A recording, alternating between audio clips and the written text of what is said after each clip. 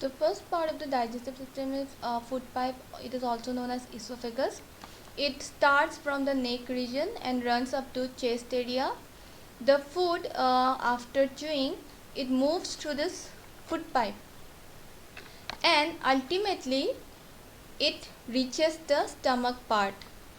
And in the food pipe, the food generally moves in the downward direction because of the movement of the walls of the food pipe.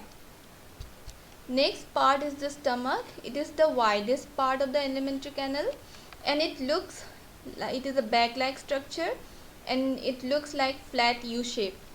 The stomach generally connects the food pipe and small intestine. Now the inner lining of the stomach produces three things. First is the mucus. It is a stomach protecting line. It generally protects the stomach. Next is hydrochloric acid.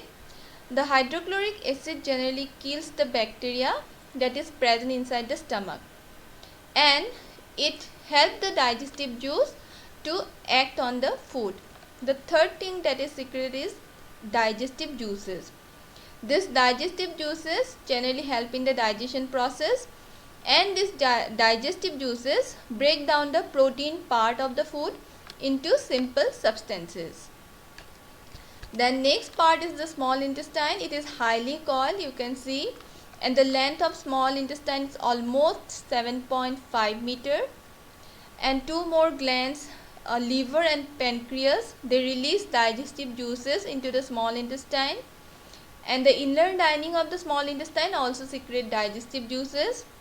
Now what component get digested in the small intestine? First it's carbohydrate.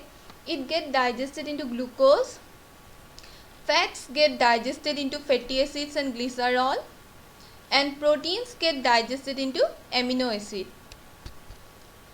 So the liver, this is a gland. This is reddish brown in color, and it is the largest gland of the human.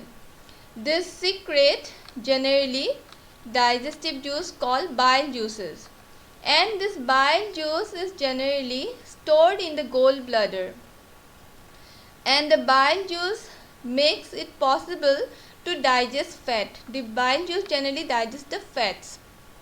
Next is the pancreas. This is the pancreas.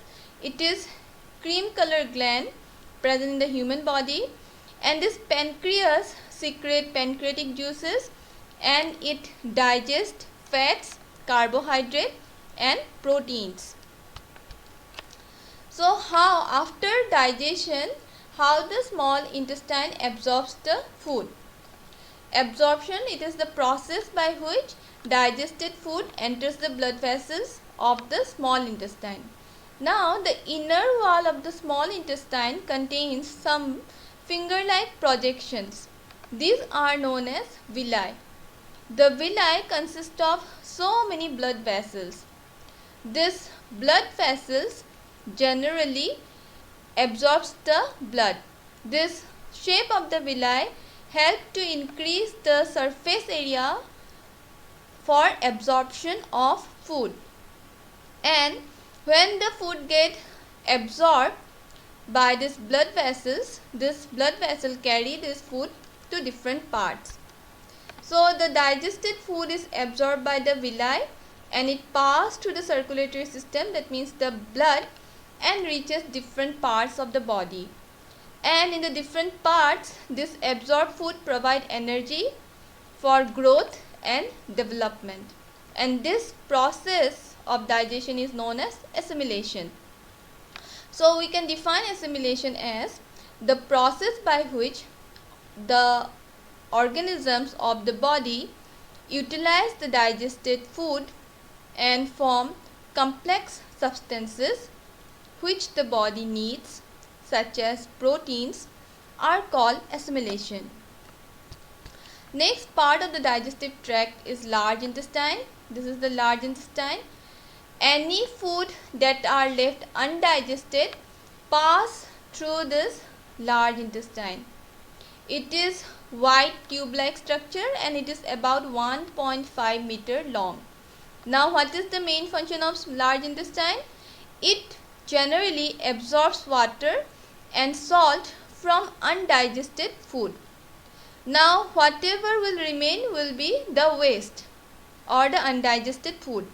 Now this undigested food pass through this rectum and through the anus it is removed from the body, and this process is known as egestion. Egestion, we can say that the process by which the waste undigested food get out of the body through the anus. Thank you.